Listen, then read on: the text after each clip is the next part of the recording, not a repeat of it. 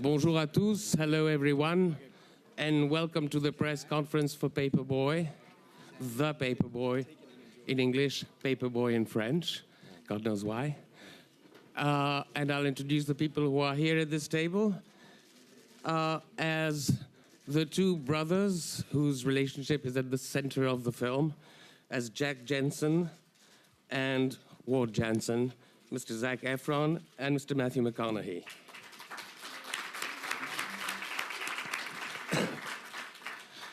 As the nefarious and very bad guy, Mr. Hilary Van Wetter, Mr. John Cusack.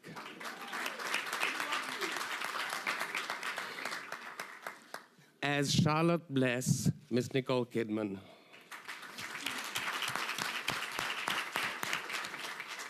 As Anita, no last name, that was a sign of the time, Miss Macy Gray.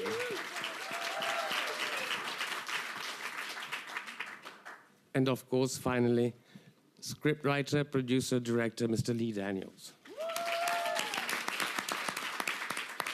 I'm going to throw the first couple of questions to you all guys, then we'll take questions from the floor. The first question goes to you, Mr. Daniels. Some of us had heard, or thought they had heard, that this film was a project that Almodovar had in his files. Is that true? Were you aware of it? Yes, I was. I read the book by Pete Dexter when I read Sapphire's Push, and they both stayed by my nightstand many years ago, and then Pedro Almodovar wrote a draft that was very interesting, and but I think he opted out of it for whatever reason, as many movies happen in Hollywood. They just change directors and they change cast. And there was something that attracted me about the book. The characters were very rich, very unique. And I decided that after Precious, this should be my follow-up. Second question I'd like to throw to John Cusack. In most of the films that we've seen you in, including some that you either co-wrote or inspired or co-produced, there's always an element of sweetness in the character that you portray. Sweetness is conspicuously absent of your character in this film. Any qualms about it? Any qualms about accepting it? No, quite the contrary. I was thrilled. I felt like I'd been let out of some cage somehow. When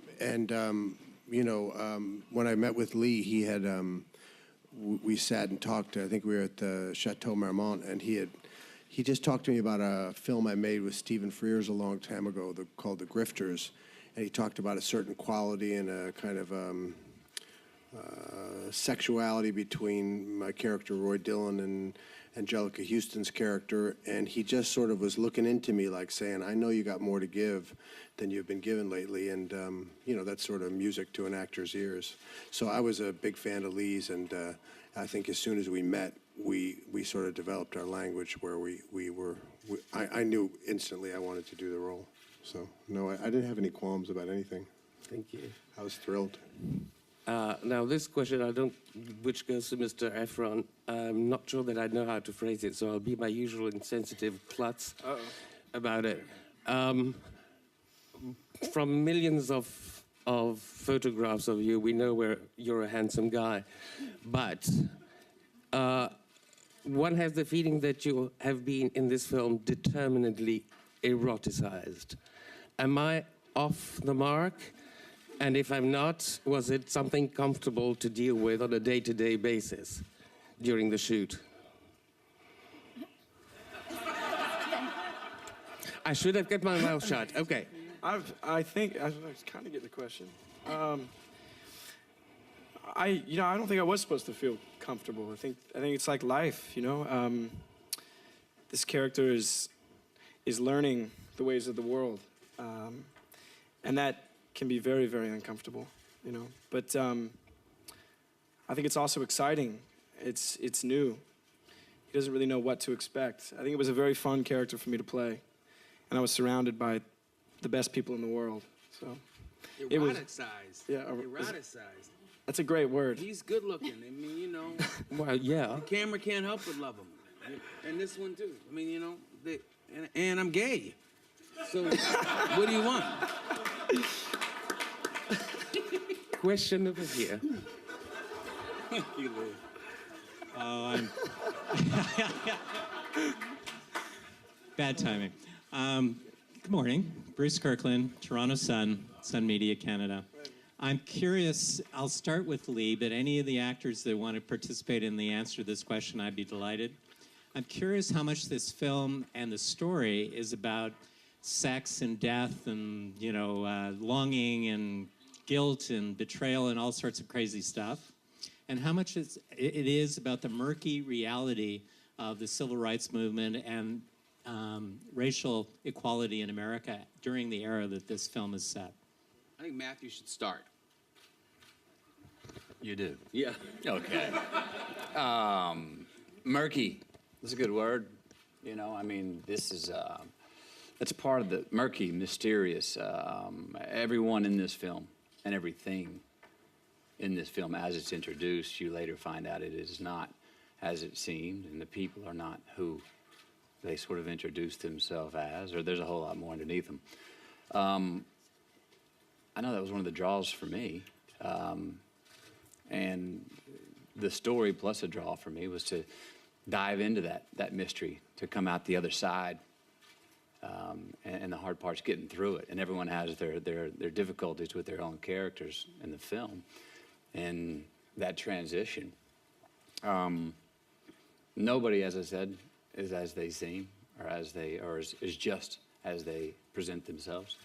And in that is I mean, part of the, it does have a sort of a salation and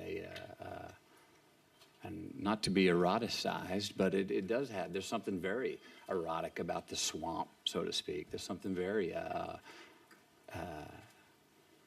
magnetizing about that world and these people, where you just get an abbreviation of who they may be. You just get a pass, a whisper, an approach, an exit, but you know there's more going on. And I think that's where Leonardo, the director, where he really loves to spend his time, is in those gaps in between, and then give you a little bit more and a little bit more. And you know when you leave many scenes, you say, I didn't get the full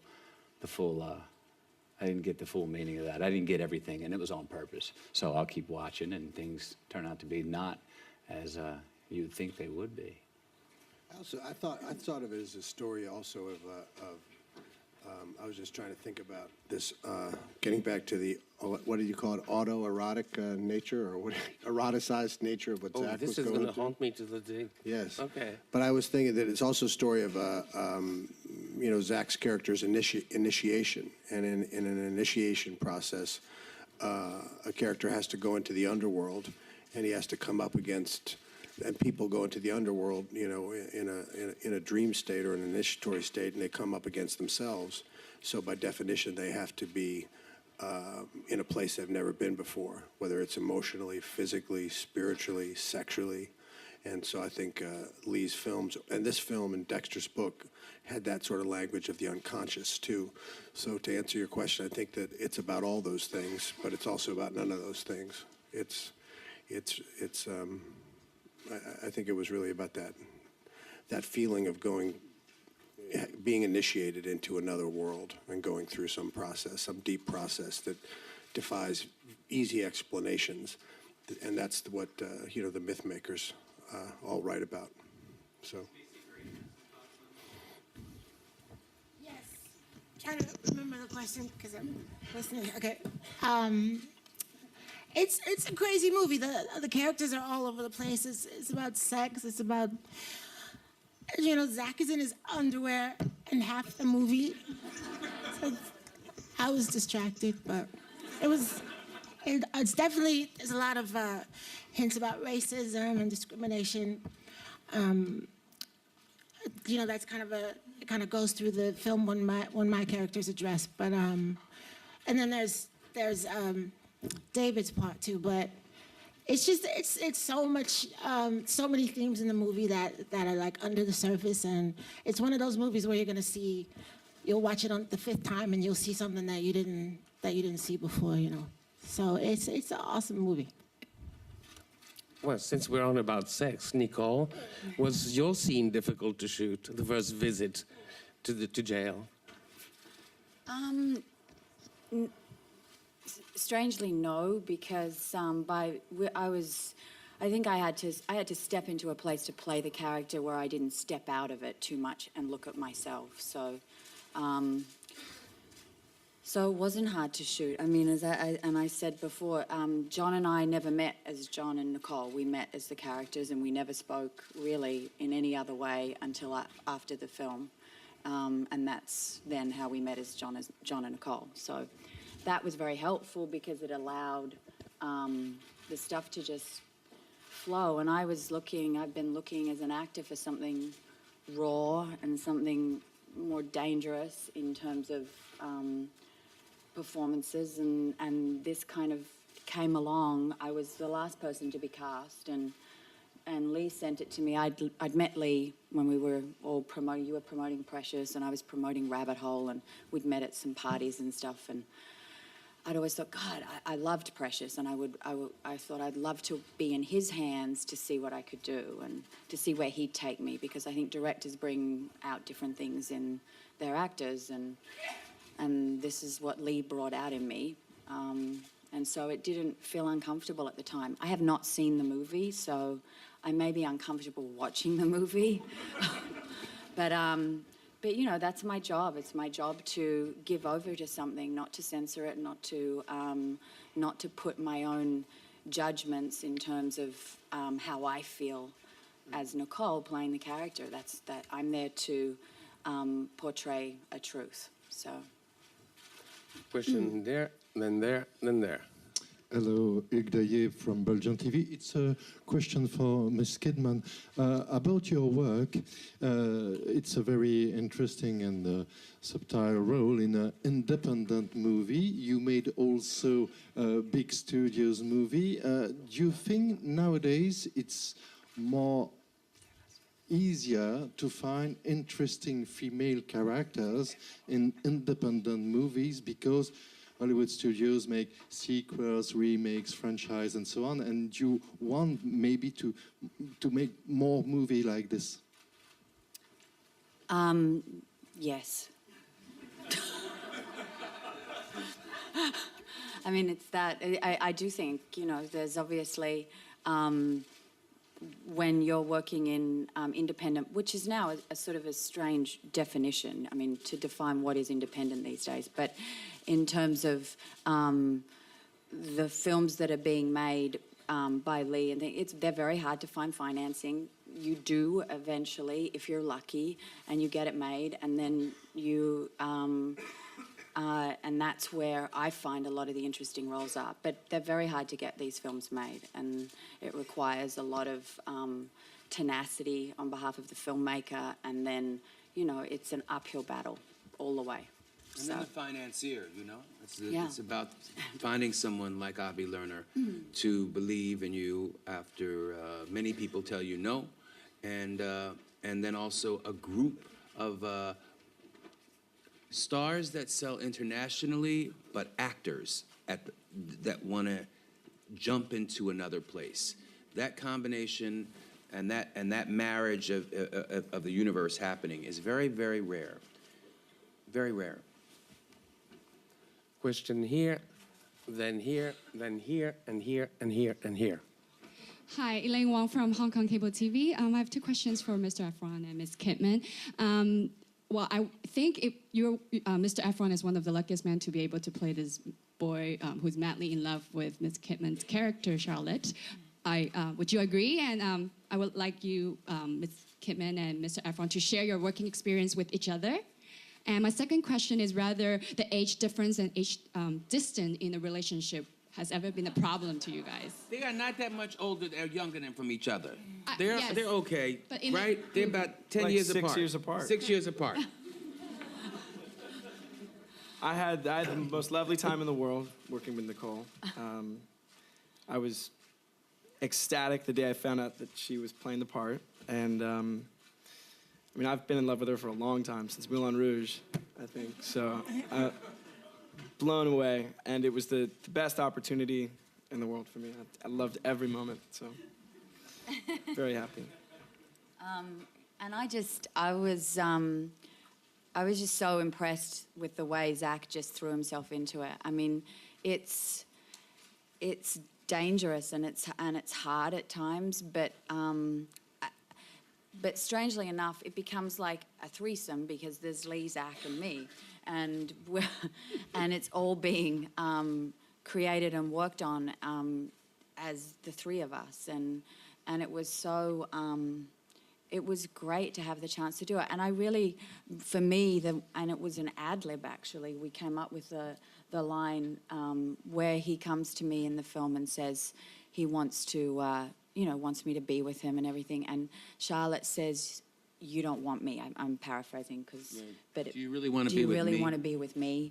And that for me is the form of love that she can give him, because she's tough with him, very tough, because she has to, let him go, because to keep him to herself, to let him actually fall in love with her, would destroy his life, because she knows that. And that's what I loved about Charlotte, is that she frees him and releases him.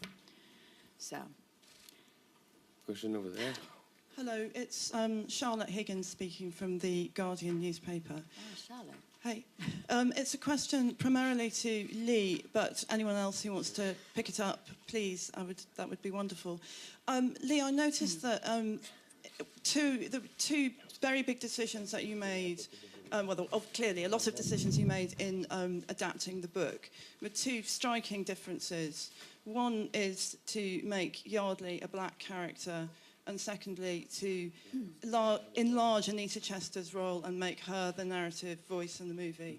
I wondered if you could talk a bit about that decision, and I wondered whether it's reflective of a wider concern about roles for black actors in the movies. Thank you. What I had to breathe in this, to this world, what I could give in this world was my truth, my understanding. Every character in this movie is someone that I know personally, that I have interacted with personally. The reason for me to, in America, in the 60s and now, one thinks that Obama just appeared. There are two faces that we have to portray. One for all of you in this room, and one of which that we have for ourselves, for African Americans that we keep close to our heart. Yardley's character is that. He is that. I watched a movie called The Help, and though I liked it, most of my family was Help. 90% of my family was Help. And they came back and they told me stories about working with very wealthy or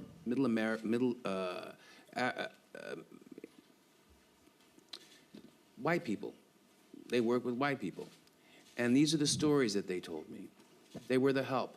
They loved the people that they worked for. And there was a truth in Anita that I wanted to bring out. And so that's the reason why I expanded both of the roles. And also because there aren't enough roles for African Americans in the world today.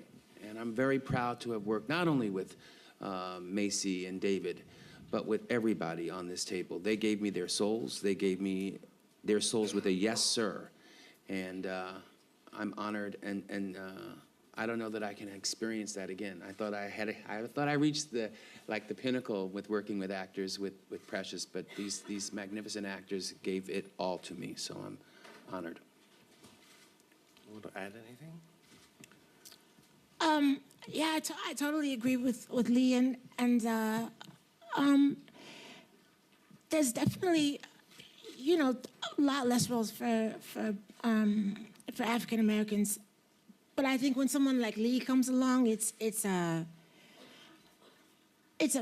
don't think it's always about race for him. I think he's so out of the box and just so ready to try something that no one's ever done before, and to make a character that is white, trying to make him black and see what happens, or vice versa. Or make someone like Matthew a homosexual, you know, like the sexiest man alive, 19, what year was that? And now he's, I'm sorry. And so, that's why I think he's you know, gonna do incredible things in cinema, because he's just not afraid to make things different and to make you see things differently. Question here, then the lady behind you, then over there. Farah Nayeri from Bloomberg News. I had a question for Matthew McConaughey. When you went about playing your character, how did you compose it? How did you approach him? Because he is a dual character, as you were saying. Things are not as they seem. He is not who he seems. So, did you, when you first played him as the reporter, bring in some of his other life or his homosexuality into the composition of the character? I think one of the first fun things for me is I played lawyers quite a few times, and it was delineating the difference of someone doing an investigation from someone being a lawyer. In the first 2 weeks that I started doing my character work and creating my character, I was looking at myself going, it's too much lawyer, it's too much lawyer. But there are things that are true for this man, Ward's past, that sort of defined and painted how I portrayed him for sure. I mean, intuition. Now, if you lost your mother at an early age and you're gay, those are two very good recipes for being very intuitive. As far as the homosexuality, he was never just gay to me. I thought he would fuck anything. Really. It was also a relationship with brother, with family. It was Anita and I who raised my little brother. You know, so there's a neutrality, actually, to Ward that makes him a very good investigator, that makes anyone a very good investigator to get to the truth. Again, I was never carrying a moral on my shoulder, nor was the character of Ward. I said it earlier, but it was always about hanging my hat on the architecture of reality and humanity.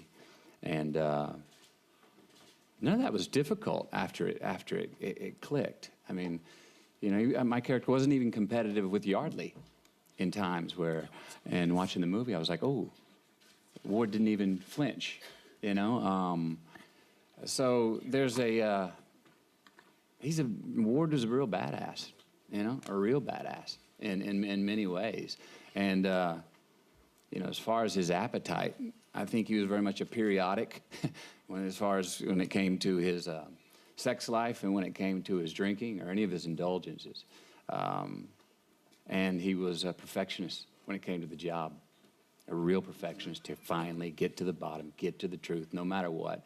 And he also is one of those guys who, you know, to feel, he's got to bleed. Question behind. Giovanna Grassi, Corriere della Sera, to the director. I really admire your work, so I hope that you will direct Selma, and I can wait to see The Butler. So I just wanted to know, in which way did you mix the pulp story, the polar, with the atmosphere of Tennessee Williams and all the South literature? What was more difficult than everything in this combination? When I do a film, I combine all of what I was supposed to do, as I was supposed to do Selma, which is part of the reason why I brought the race relations into this piece right here, because it was festering in me. I couldn't explain it, Matthew. I was like, you know, when we were on the journey, I kept drawing back to race because I couldn't shake Selma, the Martin Luther King story that I was going to do. And so I don't live just with the story, I live with the past. You know, I live with the past, my past experience. I can't shake off other films. So yes, I'm now doing Butler, and I'm trying to, Matthew is playing John F. Kennedy. So we're trying to keep it PG-13. which is a very difficult thing for me to do. Good. Question over there. Go ahead. Ben Hoyle from the Times in London. A question And for... John Cusack is playing, I'm sorry, John Cusack starring as Richard Nixon. Which I haven't quite processed yet. Sir. It was a question for Lee and for Macy. Lee, in your last film, you got a great performance out of Monique, and you've done it again with Macy in this film. I wonder if you could tell us a bit about casting people who are also known as singers in films and what they bring to a role that's different. I mean, Macy is, not to take anything away from Macy, because I think she's brilliant in the film. It's what I do with, look, hey, I try to keep it real with all the actors. I try to show my flaws to them. I'm far from perfect, and I tell everybody I'm not perfect, so that they can trust me and they can go on the ride with me. I'm very humbled by their talent, by their brilliance. So we're married at the hip. We're married at the hip and trying to find this character. And then I ask them after everything, how do you feel? What are you thinking right now?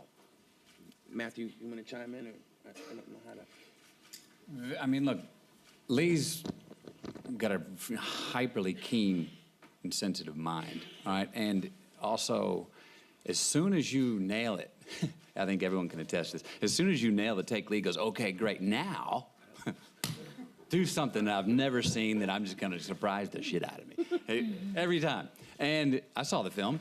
It's a whole lot of those takes in there, babe. Yeah. Those fifth take, those fourth take after you got it. You also Lee is constantly, in my opinion, always staying current with your perspective or definitions you've come up with, things you said you understood about the film or about Ward's character, for me in particular, that you understood yesterday for you were very different than what you and I talked about even a year ago. So it's and everything's very, very astute in what he's talking about, but the next take could be very astute on 180 degrees the other way. So I think that at least speaks to a little bit of the surprise and the being in the moment enthusiasm that he has. It's not just about black for me. It's about, yes, I am black. I'm a black man, but it's about the art for me. It's about actors for me. John and Nicole. I mean, they ain't black, and you gave me your soul. Thank you. Sorry, question over there. Hi, good morning. Baz Paperboy from Daily Mail in London. Congratulations, Lee. Thank you. This is for Nicole and Zach. Nicole, where did you find Charlotte? Was it in the thick black eyelashes? What did you start with to create and build her? Where did you find her? And Zach, I remember interviewing you a couple of years ago, and you told me how you wanted to do dangerous roles and not the safe kind of Hollywood crap and nonsense. And will you continue in that path of looking for dangerous roles? I mean, I found it in the way she moved, and I found it in just talking to Lee. Lee said to me, look, we've got no money. You're going to have to do your own hair and makeup. And I was like, okay, Lee. So I actually went into my bathroom, and this is so true, and I got out the fake tan, and I put on lashes that were old and sort of, and then I sort of got out a hairpiece thing, and it was platinum, and I threw it all on, and I took a photo, and I texted it to Lee, kind of all different provocative positions, and that was how it started to come together, because what he sent back, which I cannot say because it's so... No, don't say it. No. But it was like, thumbs up. So... and that's how it started to percolate. And then, you know, I came down and we didn't have time to rehearse. We didn't have time to do much. We did a makeup test kind of thing, Zach and I, and we were able to be in character on the test. And I found the shoes there, like the makeup, the wardrobe person brought these white shoes in, and I said, make them scuff them, make them bad. And from that, it all started to come together. And then I just kind of never stepped out of Charlotte. And I also interviewed a number of women, which Lee forced me to do. I was like, I don't really want to do that. It's going to be uncomfortable for me. But I sat down in a room with 5 different women who were all in love with men in prison. And they told me stories that, I mean, wow. And then I got scared. And I said to Lee, I'm not going to be able to be real in this because I don't know how I'm going to access it. And then it kind of all just happened.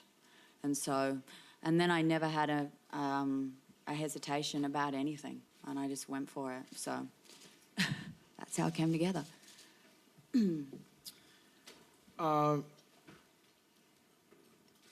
So much about what we do as actors is about facing your fears and walking through fear. And I think that something that I've always craved is that feeling of abandon, the sort of fearlessness that you have to have as an actor. And what I recognized from every single person sitting here at this table.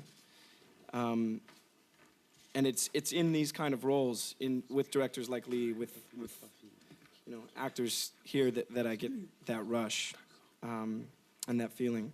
And so that's what I'm hungry for right now. You know, as much as I love everything that I've done in the past, this is a new frontier for me, and it's incredibly fulfilling. It's a dream. So hopefully I can keep doing more things like this. Sir? Right. Le monsieur qui est derrière, monsieur aux cheveux gris, voilà.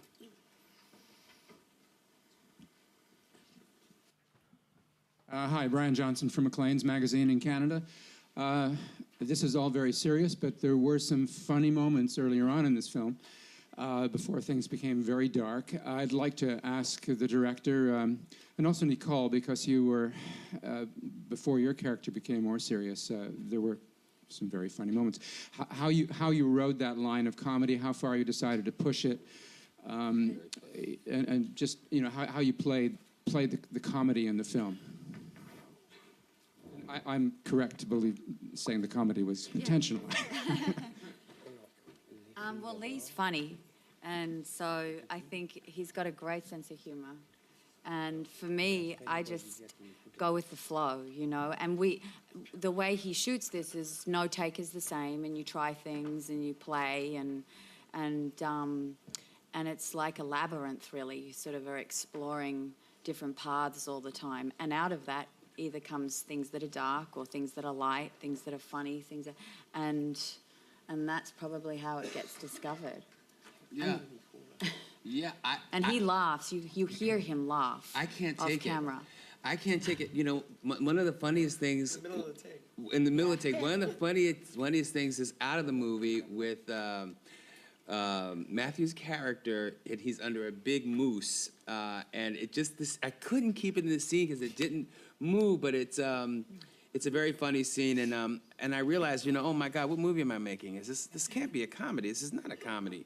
And Nicole says, that's not very nice, and she sort of holds her nose when I find there's humor in everything.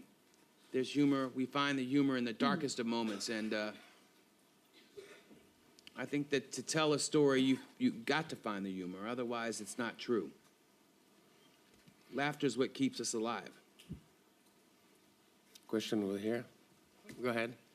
I'm Sabine from German television. There's a question for Nicole Kidman. Nicole, you are covering a wide range of characters this year in Cannes, being present with 2 films.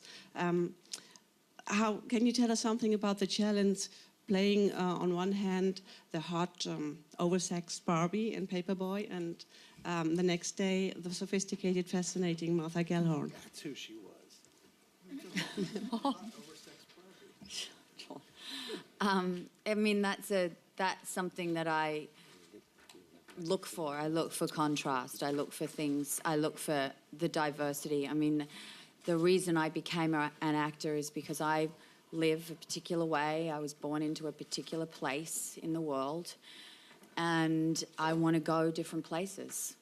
And as an actor, ever since I was a child, I could do it in my imagination. And then I realized, wow, there's actually a job, a thing you can do that allows you to go and be all these different people and explore all these different parts of life and worlds. And that's what I love about it.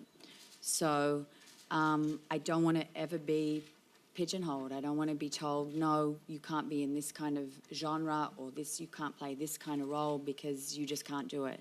And I'm willing to fail because of that. I just want to be able to try. I want to be given the chance to try, because it's exciting to put your toe into different places of the world. And that's what still keeps me working at this age. And when I don't have that curiosity or that desire to do it, then I just won't. It's that simple. Question over there. Hi, my name is Yolanda Brinkley. I've been stalking Mr. Daniels since 2009, since Precious. But I would like to know, everything you touch seems to turn to gold, if you will. And earlier you alluded to the fact that you have to get a cast that has an international appeal. You have to find financiers that will back your project. And how do you do it? I mean, you are a black man. We try to keep race out of it, but you are a black man. How do you constantly go to these people and get the backing? So from Tyler Perry to Oprah to the new financier for this project, I mean, do you have a strategy, or is it just the universal story that you're trying to tell that attracts the people? And I say this to all filmmakers, not just black. You never take no for an answer. You simply keep pushing. I think color is secondary, you know, but that my tenacity and making sure that my vision is executed is never taking no. Never taking no. Hi, The this is lady, Mirieta then the Varadiu gentleman, from then Television of you guys Kosovo. over there. Sorry, come again. Yeah, this is Mirieta from Television of Kosovo. The question is for Nicole Kidman and the other actors. I'm curious to know about the process of preparation of the role. So usually, do you do rehearsals, and do you ask to see the dailies during the shooting of the movie? I never see dailies. There's a monitor on the set. I never watch it. I rarely see my films. And I prepare intimately with the director in whichever way that he feels he or she feels the direction we should go. And that's probably the relationship that I just love, is the relationship with the director. And then I do whatever's necessary, you know. Sometimes less is more. Sometimes you have to do an enormous amount of research. It just depends. Mr. McConaughey?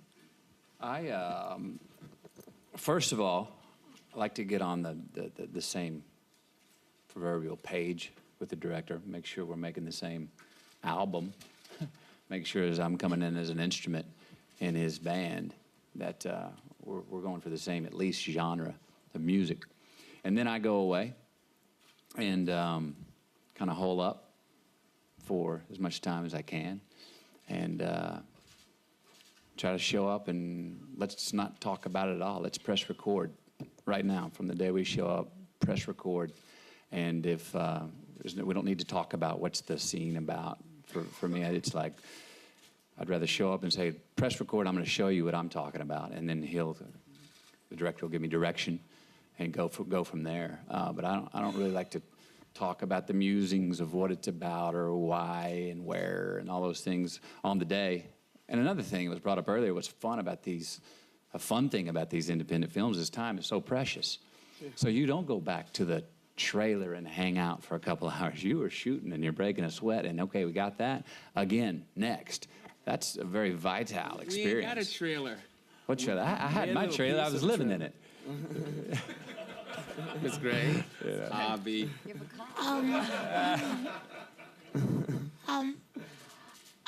I'm pretty simple. I just I do a lot of research. I do a lot of backstory, and I just dive dive into the character, and I kind of live that way for as long as I can. And I was actually in character on set, except for when I saw Nicole, I got really starstruck, and I couldn't. I just had to say hello. But pretty, I don't know if there's, once you decide to become someone else, then you are just that. You're not thinking about really how you did it or what's gonna come of it. You just live, like even when you go to the bathroom, like you pee like your character, So, not really, but it's not, I don't know, me personally, I don't really think about how it's all happening. You just go, John, Zach? I showed up every day, and I just wanted to be a blank page for Lee, and I was very lucky. I felt like I had relationships that sort of mirrored Jack's personally with every one of these characters. Matthew felt like my older brother throughout the filming. I absolutely adored Nicole. Was scared to death of John. And I was sort of just there. I was able to be and exist and have fun, and it was a dream. So, yeah, that was what it was for me. John? Yeah, I probably did more along the lines of kind of the way Nicole described it, where I sort of just talk a lot with the director and try to understand his language, and then go from there. And I try to follow the feeling that the character makes you feel, and then have that sort of serve the intellect. So I don't really go from my brain first, 'cause my brain usually gets me in trouble.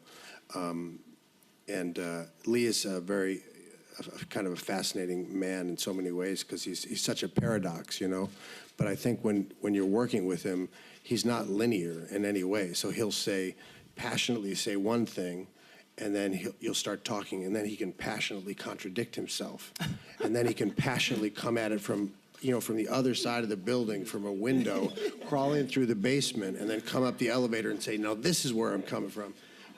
And so if you listen to him like literally or linearly, you're missing his point. What he's trying to do is sort of inspire you to get into this space where you don't really know if you're supposed to laugh, cry, be aroused, be disgusted. And then he starts laughing, and then you're in an interesting place, because he wants that space that most people are afraid to go to. That's where he wants to live, in his films, in the drama. And that's sort of where us actors want to go to too, because we want to go to these, we want to sort of transcend ourselves and have some sort of experience that's kind of artistic and deeply personal. And so this was sort of like the dream gig for that. Yeah, and I have to say that when I say that I live in the truth, every character in here, I know John's character, because my brother I raised his children since they've been 2 days old. He's 40 some odd years old now, and he's in jail for murder, was in jail for murder. And so he has women that write him. So I know this cat. So whenever he gave me something that was not true, I said, "You got to come at me differently." Macy, that's my family. That is my family. I can't tell you how many